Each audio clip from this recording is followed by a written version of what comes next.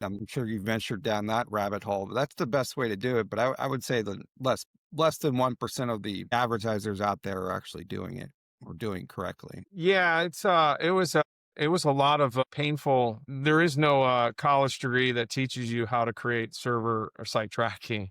And in fact, I remember when Facebook first came out and said that they're starting to do that, they had just some PDF they sent out to advertisers and talked about using Amazon servers or whatever.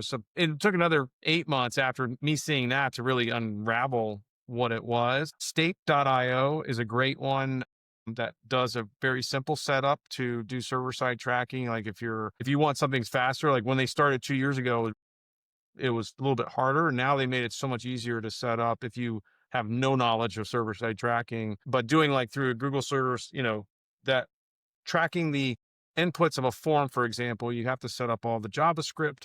You have to send data layers in. But by doing so, we talked about this before, Carlos. By doing so, I think it's something like 40 to 60% of your budget can be, given back to you. You're Right. throwing a lot of it out the window because Google, as well as Facebook, as TikTok, even Reddit, LinkedIn, they all have the ability to do server side tracking. So highly suggest it.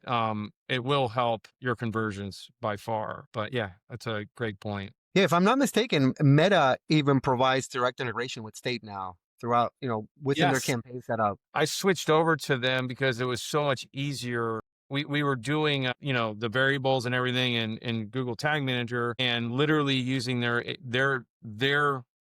integration. It was like a one click kind of thing, done.